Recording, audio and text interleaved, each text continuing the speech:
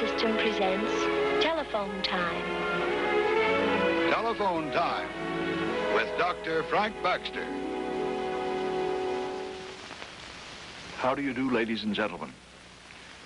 Have you two ever had the strange experience of going into a room new to you with a sudden feeling that you'd been there before and that you recognize every bit of furniture, every picture? This is a familiar experience, so common that it has a name, déjà vu. It's one of the curious things that happen to people for which there's no very easy explanation, and there are many such things. Now, this strange story that we're about to tell you was first written down by a distinguished American of the 19th century, Robert Dale Owen. He was a writer, a political thinker, a congressman, and served as United States minister abroad. And other people have recounted this story, too. It took place on the bark Vestris. Robert Norrich, master, 16 days out of Plymouth, England, bound west across the Atlantic for Boston in the spring of the year 1828. This is the way the tale runs, and we call it the Vestris.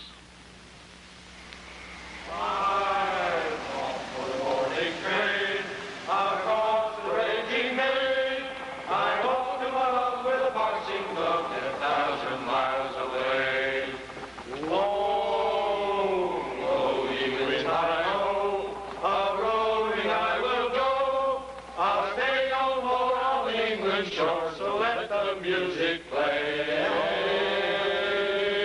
I'm off for the morning train across the raging main. I'm off to my love with a boxing glove 10,000 miles away.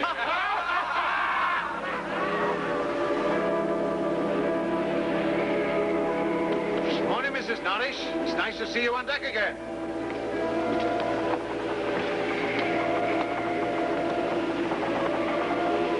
Are you feeling better, my dear? I was just saying to the captain how lucky the weather has been for your first voyage. It is not often we get it as good as this, ma'am. We're going to plot our position, Mary. Come and see how much closer you are to those cousins of yours in Boston.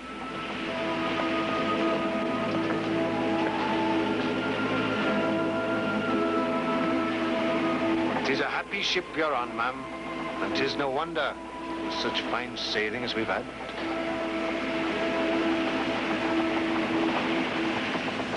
That's where we are, and very good, too. Come over here, Mary. Come on, lass. That's our position. Don't you think we've come a long way in 16 days? There's still a long way to go. Yes, indeed, ma'am. But at the rate we've been going, it won't be long before we get there.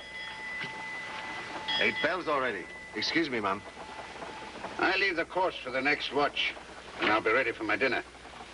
49 degrees, 37 minutes north latitude, 35 degrees, 13 minutes, 20 seconds west longitude. Come 3 points south. There. Now I'm ready for my dinner. I'm famished. Oh, Mary, many's the time I've wished you on board my ship with me. And here you are at last. You brought good luck with you, lass. Never have I known such winds.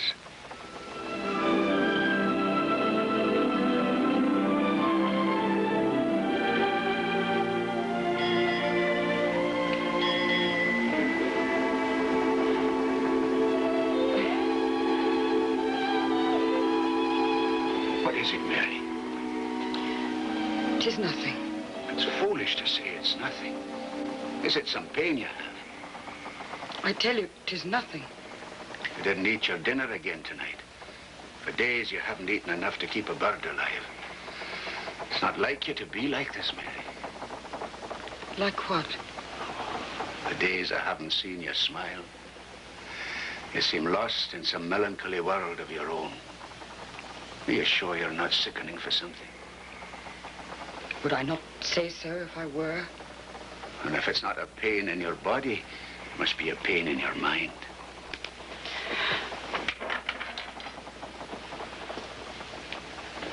You're hiding something from me. You've never done that before, Mary. Is it the sea? I hate it.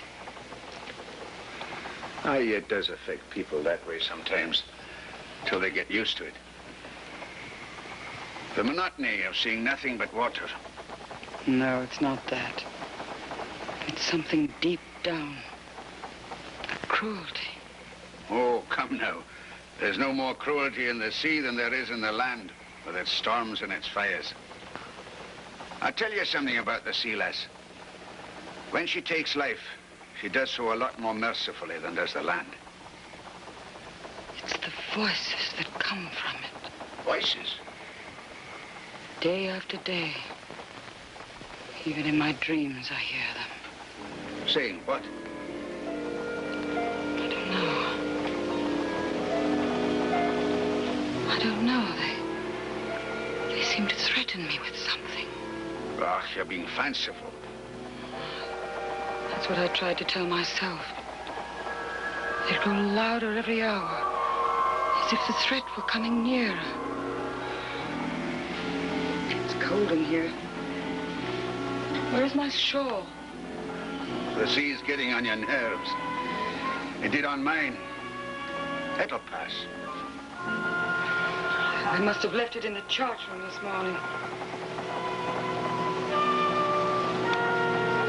You talk about getting your sea legs. Getting your sea mind is much more difficult sometimes.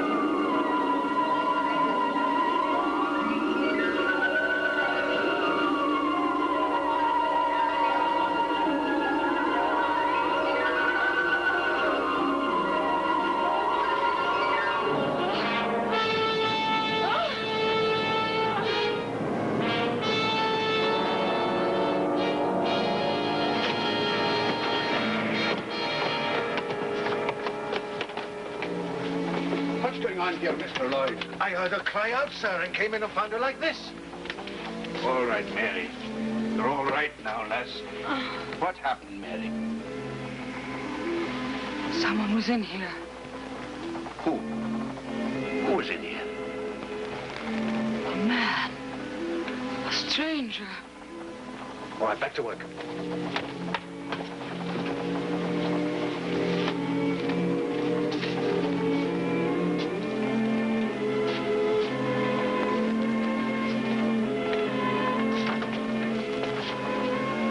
Must have been your fancy, man. There's nobody there. All right, Mary. You're all right now. Come on. Come with me. Will you get out of here?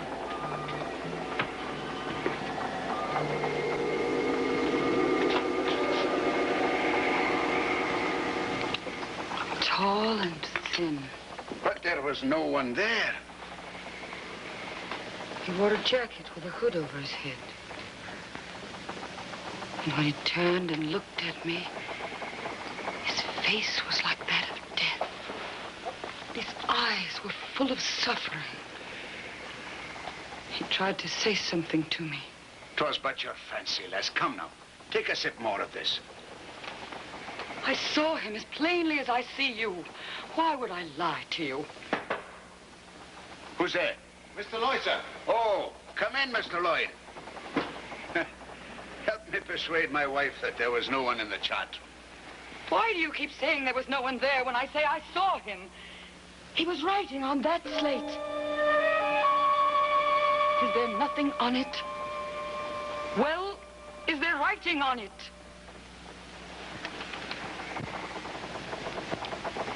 Steer northwest.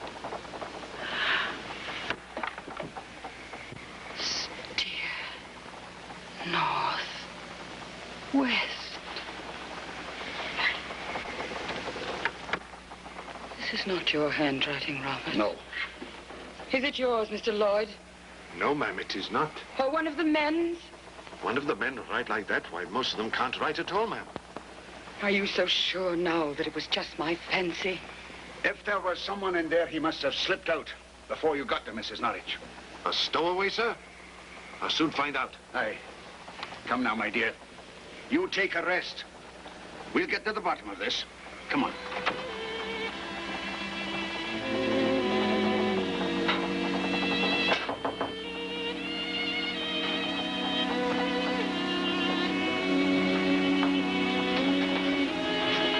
Keep your voice low, Mr. Lloyd. She's sleeping. I searched every nook and cranny in the ship, sir, and there's not a trace of anyone. Did you question the men about the writing? I even made those who can write the words. But nobody knows anything about it, and I'm sure they're speaking the truth. Mr. Lloyd, before I ask you for your solemn word that you did not write this, I will give you mine that I did not do so. As the good Lord is my witness, sir, I did not do that writing. And either there was a stowaway aboard, and he slipped out before you got there and jumped overboard. But what sense does that make? But nobody can stay hidden on this ship for 16 days without leaving a trace. Or else my wife, in her disturbed state of mind. But if she did, it's the first time she's ever written in this hand. I had the same thought too, sir. But why should she write that? Even she knows that to steer northwest is to take us out of the line of shipping and into the ice floes. Aye, there's no sense in that either. Well, what's to be done now, sir? What else but wait till the truth of the matter comes out? I'll keep this here. Aye, aye, sir. There's another one in the chart room. Yes. Yes.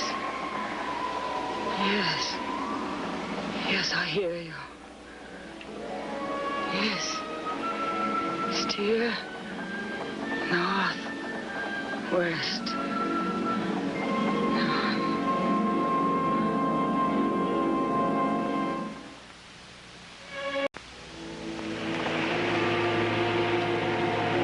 We've had 16 days fair weather, sir, so I suppose we can't complain.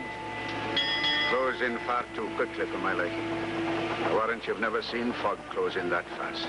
True enough, sir. Wished. You hear that? Something is moving there. Who is it? Who the blazes are you? Robert! What on earth? Mary, what are you doing here? You'll catch your death of cold. I had to come to ask you Ask me what? if you changed course to northwest. What nonsense is this? Come on, back to your bed this minute. You must have taken leave of your senses. You're acting like a child, leaving your warm bed to go into the cold air. Robert, you haven't answered me. Have you changed course? What did I tell you? You're shivering. Here, swallow this down. Robert! Swallow this down at once.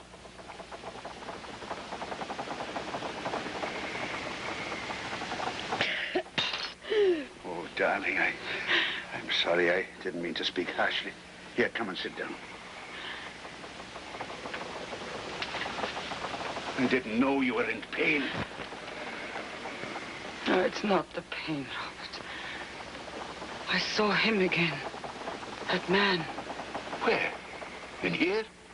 In my dreams. He kept saying over and over, steer northwest. It was only a dream. The look on his face, like a soul in torment. And his voice.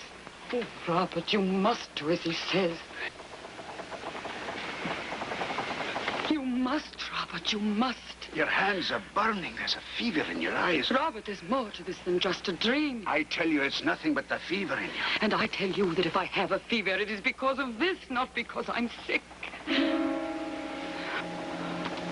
Is there nothing I can say to make you believe me? What can I do to make you see sense? I'm warning you, Mary. There's no doctor aboard here to help if you should fall really ill. And that's what you'll do if you don't throw off this wild fancy and look after yourself. And I'm warning you, Robert. If you do not obey the writing on that slate, you'll bring sorrow to all of us. Do you know what would happen if I did that? I'd be taking this ship and every soul aboard her into the mortal danger of the ice floes that come south at this time of year. Do you expect me to do that just because my wife sees things that aren't there and has dreams? Robert, I saw that man. I have heard a voice, and you have seen the writing. There's something at work here. Some power beyond my understanding. I don't know what it is. But I do know more surely than I've ever known anything in my life before. That if we do not obey, we will pay for it in bitter sorrow. Mary, put yourself in my place. I can't do it. It would be unreasonable. You don't understand, Robert. You don't understand. I can do no more. It's in your hands now.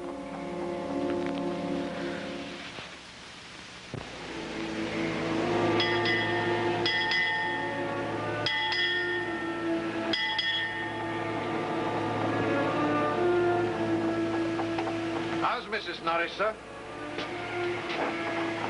It could be the intestinal fever she's sickening for.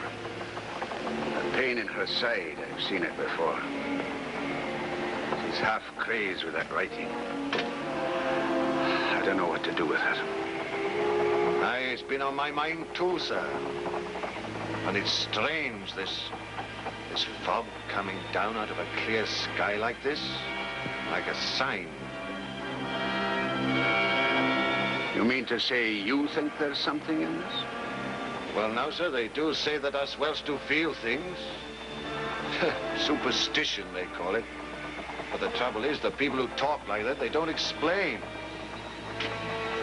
Like where that writing came from, for instance. This fog, too. Have you noticed now how the wind has veered around to the southeast, sir? Mr. Lloyd, are you trying to advise me to change my course to the northwest? Oh, no, sir, that's for you to decide. But I was thinking that if we ran northwest before this wind, well, just for a bit, of course, we might clear this fog. Might help her to calm down and see sense. If it does nothing else. Very well, Mr. Lloyd. Get your sails trimmed. Aye, aye, sir.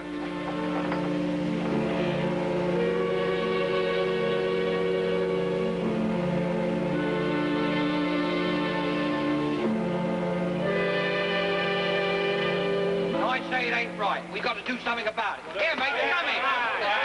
We're headed too far north, and that's not bad enough. Having a woman aboard's bad luck. We ought to go talk to the captain about it and do something about it right now. Come on, let's go. You know what we want. Get back on course. This ship ain't headed for Boston. Get back for where you belong. What is it, man? You know what country they came up here before I could stop them. We got our rights. Right. All right, men. As soon as I get my wife over this attack, I'll turn the ship around. Now get back to what you were doing. Look lively now. Come on where you belong. How is she, sir? Mortal sick. I don't know what the end of this is going to be. Boys ho! 3 points on starboard bow! Now there'll be no handling the men. I told you having a woman aboard would bring us nothing but bad luck.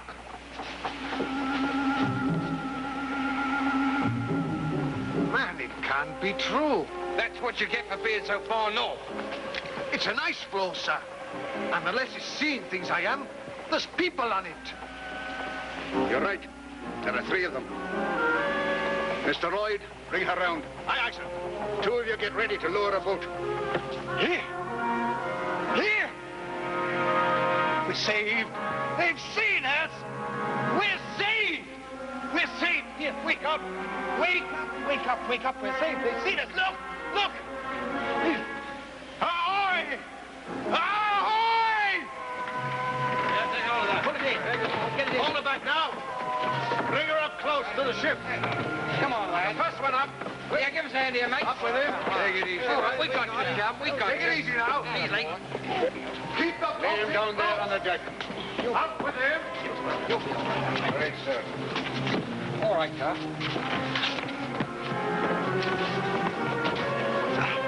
Two of them are all right, sir. All right, lad. Take these men below. Get some grog from the galley, one of you. Aye, aye, sir. Stand by to bring up the longbow. We'll soon have you fixed up. What was the name of your ship? The Morning Star. Hit an iceberg and foundered. Of the 35 souls on board, we're the only survivors. We were on that ice for a week. God knows how you found us. It was a miracle. Aye, you're right. As I was passing your cabin, sir, I heard your wife call out. Well, you take care of this gentleman, Mr. Lloyd. What you need first is a good hot grog. We'll fix you up some dry clothes after, eh? Thank you, sir. Thank you for everything. You're very welcome, sir. Your friend's going to be all right. They tell me he's coming round.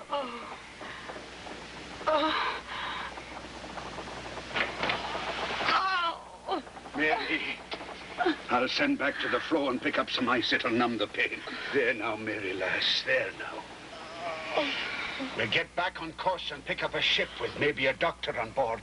Sir, here's a doctor, a surgeon, one of the rescued. Are you really a doctor? Yes, but what seems to be the trouble? That's the intestinal fever, I think.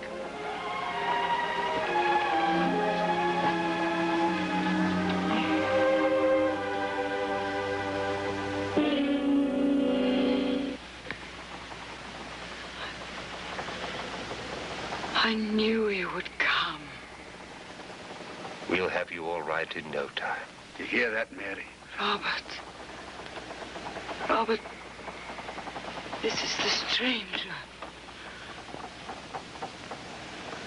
That day in the chart room.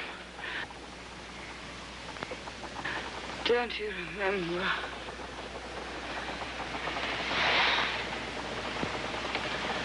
How long has she been like this? 4 or 5 days. It was 4 days ago that I saw you. Can you do anything for her, Doctor? Of course he can. No, don't you worry about a thing, ma'am. I'll go get cleaned up.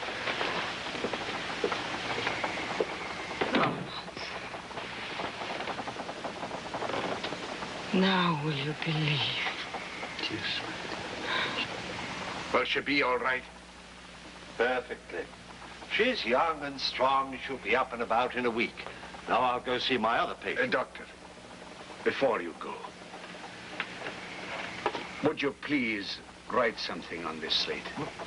The words are steer northwest. Steer northwest? I don't understand. What? If you please.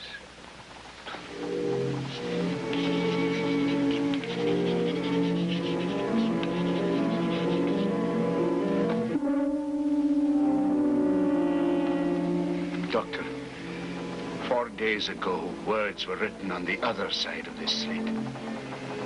And by nobody aboard this ship. Read them.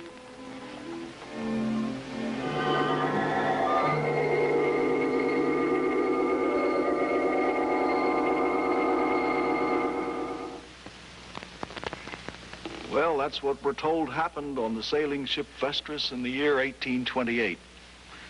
Was all this the result of hallucination, of second sight? Was it mere coincidence? Well, after this announcement, I'll give you the only comment we have to make. There are many phenomena and events that baffle our imagination and understanding, strange occurrences for which there seems to be no easy, rational explanation. Certainly, I don't intend to offer one for this. Perhaps in 100 years, man will be able to understand what took place in this strange legend of the Vestris. But for the moment, we can't. We brought you this story because it seemed like a good yarn and one quite worth the telling. Now let us look at our story, our true story, for next week. She was a militant pacifist. He was one of the world's wealthiest men. But she hated his work even as she loved him. When tragedy darkened his life, it was too late for her to help. But she is remembered for something that he did. See Jessica Tandy and Hume Cronin in War Against War. And until it's time for that story, ladies and gentlemen, goodbye.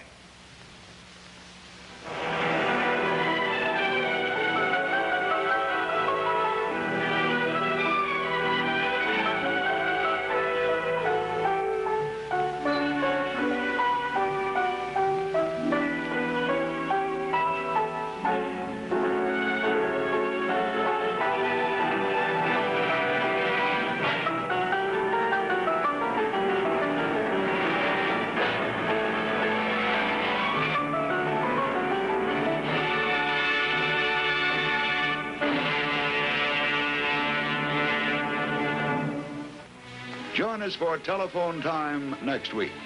Until then, we remain sincerely yours, the Bell Telephone System.